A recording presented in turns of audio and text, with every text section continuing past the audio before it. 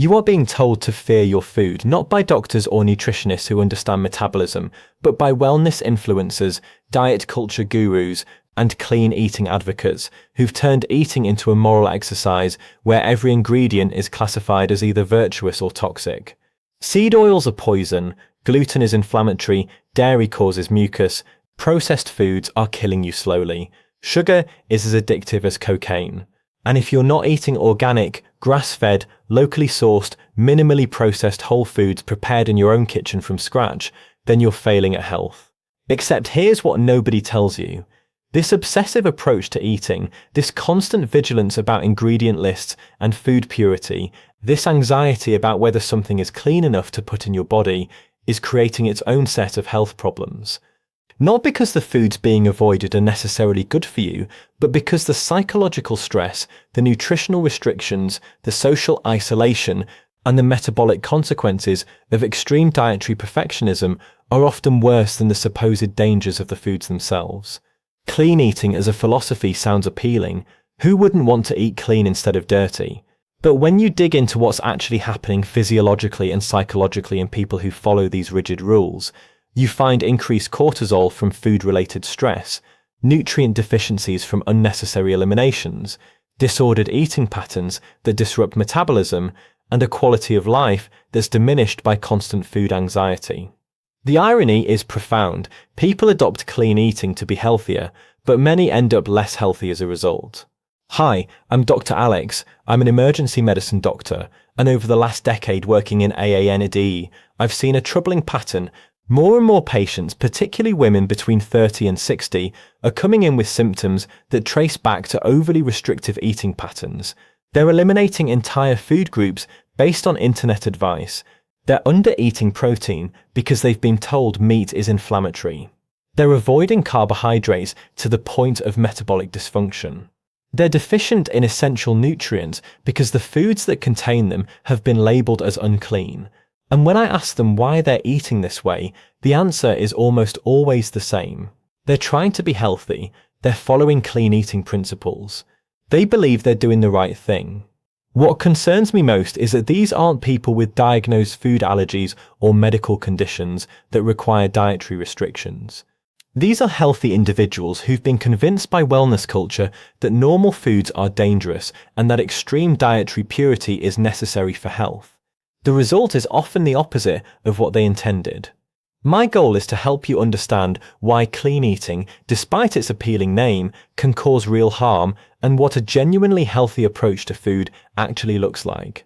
Now, before we go further, I want to make you a promise. I'm going to give you the most honest, evidence-based perspective on nutrition that I can. I'm not selling supplements or meal plans or diet programs. I'm a physician who's seen the consequences of dietary extremism, and I want to help you avoid them. What I ask in return is simple. If you're interested in understanding nutrition from a medical perspective rather than a wellness industry perspective, hit the subscribe button right now. Watch this video all the way through. If you get to the end and you haven't learned something valuable, if you don't think it was worth your time, you can unsubscribe. No hard feelings. But if you give me your attention, I'll give you the clinical reality about what your body actually needs. So please subscribe now to help this channel reach more people who need scientifically sound nutrition information. Let's talk about what clean eating actually does to your body. To understand why clean eating creates problems, you first need to understand what happens physiologically when you impose rigid dietary rules on yourself. Your body doesn't recognize the concept of clean versus unclean foods. It recognizes nutrients, macronutrients, like protein, carbohydrates, and fats, micronutrients, like vitamins and minerals, and energy in the form of calories. What matters for health is whether you're getting adequate amounts of these nutrients to support your body's functions. When you start eliminating foods or entire food groups based on clean eating principles, several things happen. The first is that you often create nutrient gaps. Many of the foods labeled as unclean by wellness culture are actually nutrient-dense. Dairy products, for example, are excellent sources of calcium, vitamin D, protein, and beneficial bacteria. Grains provide B vitamins, fiber, and minerals. Legumes offer protein, fiber, and resistant starch that feeds beneficial gut bacteria. When you eliminate these foods without careful replacement, you create deficiencies. I've seen patients who've eliminated dairy for years based on claims that it's inflammatory, only to develop stress fractures and early osteoporosis because their calcium intake plummeted. I've seen patients who've eliminated grains and are now severely constipated and deficient in B vitamins. These aren't theoretical risks, they're clinical outcomes I encounter regularly. The second issue is psychological.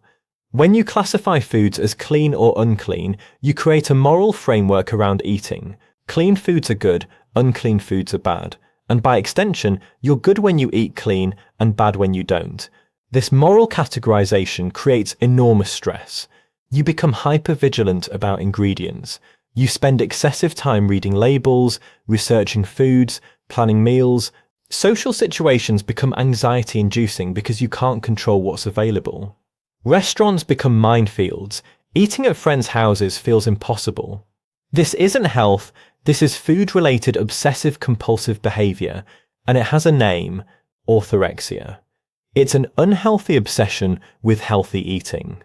Unlike anorexia, which is about eating less, orthorexia is about eating pure. But the psychological damage is similar. Constant anxiety, social withdrawal, and a preoccupation with food that dominates your mental space. Studies published in Eating and Weight Disorders show that orthorexic tendencies are strongly associated with clean eating behaviors, and that these patterns predict decreased quality of life, increased anxiety, and in some cases, progression to clinical eating disorders. The third physiological problem is metabolic stress. Many clean eating approaches are inherently restrictive in calories, not by design, but because the allowed foods are less energy dense, and the rules make eating difficult. When you undereat chronically, even unintentionally, your body perceives scarcity. It responds by down-regulating your metabolism to conserve energy. Thyroid hormone production decreases, sex hormone production drops, cortisol rises to maintain blood sugar. Hunger hormones like ghrelin increase while satiety hormones like leptin decrease. You become cold, tired, irritable, and obsessed with food. Your body is trying to get you to eat more because it thinks you're starving, and in a metabolic sense, you are. This is a well-documented phenomenon in the research on restrictive eating. It's called adaptive thermogenesis, and it's your body's survival mechanism. But it makes you miserable and ironically makes it harder to maintain the restrictive eating pattern because your body is fighting you. The fourth issue is gut health disruption. Your gut microbiome thrives on diversity. It needs fiber from many different plant sources, resistant starches from various grains and legumes, and fermented foods that provide beneficial bacteria. When you restrict your diet to a narrow range of so-called clean foods, you reduce microbial diversity. Studies show that dietary diversity is one of the strongest predictors of a healthy microbiome. Restrictive diets reduce that diversity, which can lead to digestive issues, weakened immune function, and increased inflammation. The very thing clean eating is supposed to prevent. Now here's what makes this particularly insidious. The symptoms of orthorexia, metabolic suppression, and nutrient deficiency are often interpreted by clean eating advocates as evidence that you need to be even more strict. You're tired because you're not clean enough. You're anxious because toxins are still in your system. Your digestion is off because you're still eating something inflammatory. The solution they offer is always more restriction, more purity, more vigilance. It becomes a spiral that's very difficult to escape once you're in it. The mistake at the heart of clean eating is the belief that food exists on a binary spectrum from perfectly clean to dangerously toxic, and that health requires staying as far toward the clean end as possible. This is fundamentally wrong, both biologically and psychologically. Biologically, your body is extraordinarily resilient. It has sophisticated detoxification systems in your liver and kidneys. It has an immune system that handles foreign proteins from food constantly. It has a gut barrier that regulates what gets absorbed. Unless you have a specific diagnosed allergy or intolerance, your body can handle a wide variety of foods without harm. The idea that eating conventionally grown vegetables instead of organic ones is poisoning you, or that having gluten when you're not celiac is inflaming you, or that eating a piece of bread with seed oil is destroying your health, is not supported by scientific evidence. What the evidence actually shows is that overall dietary patterns matter far more than individual ingredients. People who eat predominantly whole foods, with adequate protein, plenty of vegetables, some fruit, healthy fats, and moderate amounts of whole grains do well. But they also do well when they include occasional processed foods, conventional produce, and foods that wouldn't pass the clean eating test. The Mediterranean diet, one of the most studied and health-promoting dietary patterns, includes white pasta, white bread, and wine. The Okinawan diet includes white rice and processed soy products. The French eat butter, cream, cheese, and white bread and have excellent health outcomes. What these diets have in common isn't purity, it's balance, variety, and the absence of anxiety around food. Psychologically, the mistake is believing that rigid control over food intake is a marker of health and discipline. In reality, rigid dietary control is a risk factor for eating disorders, particularly in individuals with perfectionist tendencies or anxiety.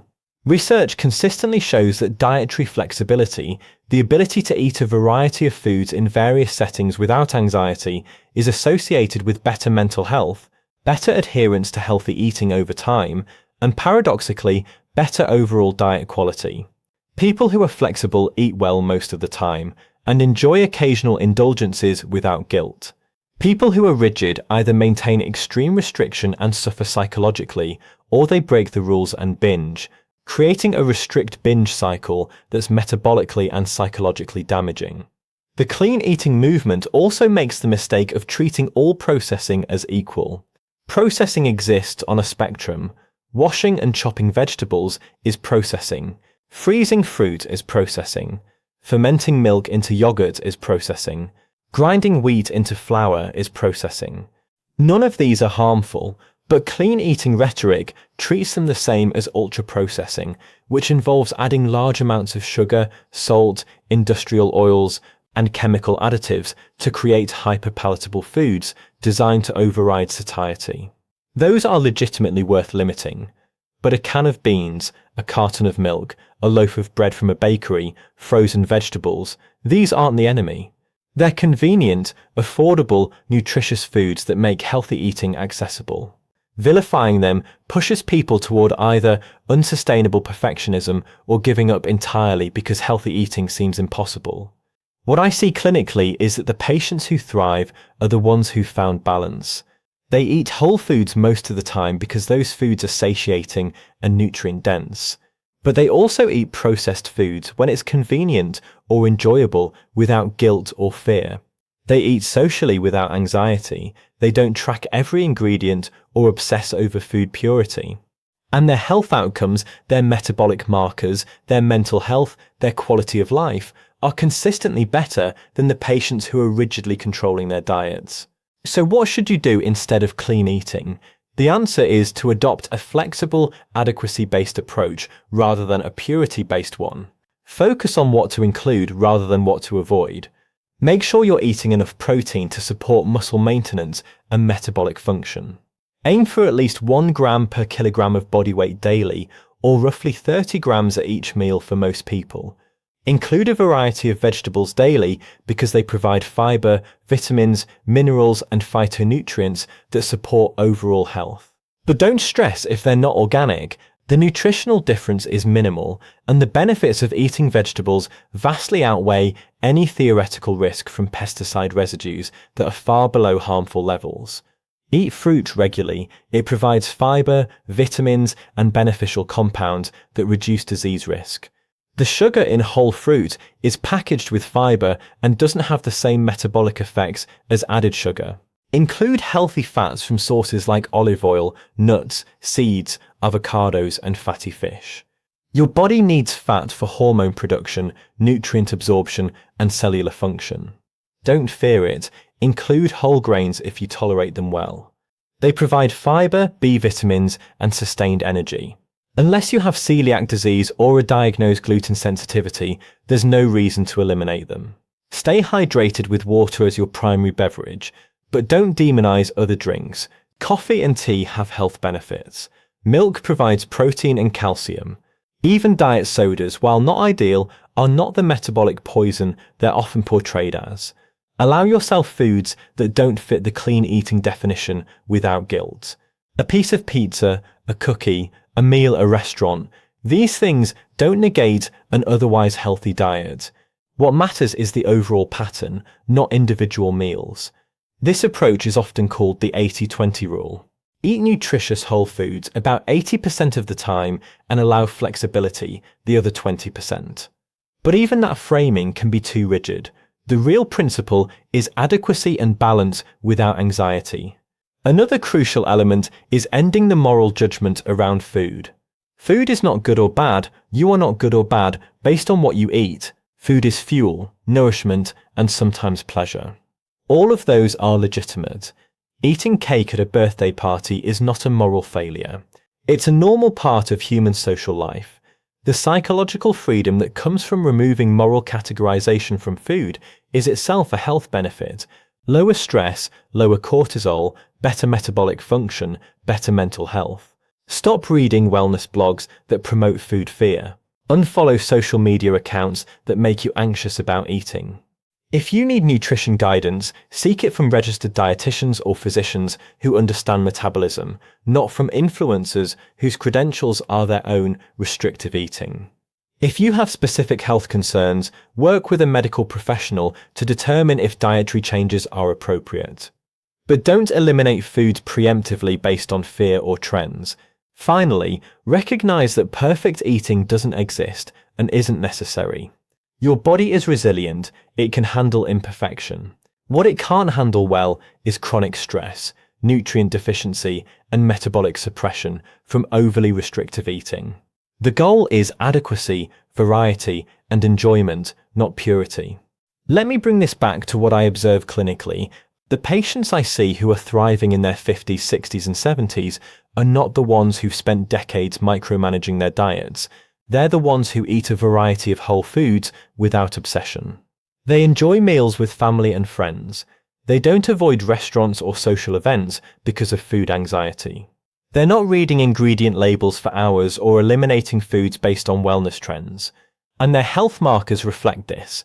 Their metabolic panels are good, their bone density is maintained, their mental health is solid, they have energy and strength. Compare that to the patients I see who've spent years on restrictive eating patterns. They often have nutrient deficiencies despite thinking they're eating healthy. They have hormonal imbalances from undereating. They have gut issues from lack of dietary diversity. They have anxiety and depression related to food. And their quality of life is significantly diminished because eating has become a source of stress rather than nourishment and pleasure. The difference isn't genetics or luck, it's approach. One group has found a sustainable, balanced relationship with food. The other group has been trapped by wellness culture's promise that if they just eat purely enough, they'll achieve optimal health. That promise is false, and pursuing it often makes people less healthy, not more. There's also a socioeconomic dimension to this that's important to acknowledge. Clean eating is expensive. Organic produce, grass-fed meat, specialty health foods, these items cost significantly more than conventional options. When you tell people they must eat this way to be healthy, you're creating a barrier that many cannot overcome. And when they inevitably can't maintain it, they feel like failures. This is deeply problematic. Health should be accessible. The basics of healthy eating, adequate protein, plenty of vegetables, some fruit, healthy fats, whole grains, these are achievable at any budget with conventional foods. Making health seem dependent on expensive specialty items is not only false, it's harmful. Here's the bigger picture. Your relationship with food affects your health as much as the food itself. A person who eats a moderately healthy diet with enjoyment and flexibility will likely be healthier long-term than a person who eats a perfectly optimized diet with constant anxiety and restriction. Because stress impacts metabolism, hormone function, immune function, gut health, and mental health. The psychological burden of dietary perfectionism has physiological consequences. What you need to understand is that food is meant to nourish you physically, yes, but also to be enjoyed, to connect you with others, to be part of celebrations and traditions. When eating becomes purely functional and controlled, you lose those dimensions, and those dimensions matter for health. Social connection matters, joy matters, Cultural traditions matter. These aren't frivolous, they're protective factors for longevity and quality of life. The goal isn't to eat perfectly, the goal is to eat in a way that supports your body's needs, fits into your life sustainably, and doesn't create psychological distress. That's what healthy eating actually looks like. It's varied, adequate, flexible, and enjoyable. It includes whole foods most of the time and treats some of the time. It adapts to different situations without anxiety. It's guided by hunger, satiety, and preference rather than rigid rules. And it supports not just physical health, but mental and social health as well. So here's what I want you to do. First, if you found this perspective valuable, please subscribe to this channel right now. I'm committed to providing scientifically sound, clinically grounded information that cuts through wellness industry noise and gives you what your body actually needs. Second, take an honest look at your relationship with food. If you find yourself anxious about eating, avoiding social situations because of food, spending excessive time planning meals or reading labels, or feeling guilt after eating certain food, these are signs that your approach may be causing more harm than good. Consider working with a registered dietitian who specializes in intuitive eating, or a therapist who understands disordered eating patterns. Third, practice adding rather than restricting. Instead of eliminating foods, focus on including more protein, more vegetables, more variety. Build adequacy rather than purity. Finally, give yourself permission to eat imperfectly. Your body can handle it. Your health doesn't require perfection. What it requires is adequacy, consistency, and the absence of chronic stress. Let food be nourishment, fuel, and sometimes pleasure. All of those are part of health. Thank you for watching, and I'll see you in the next video.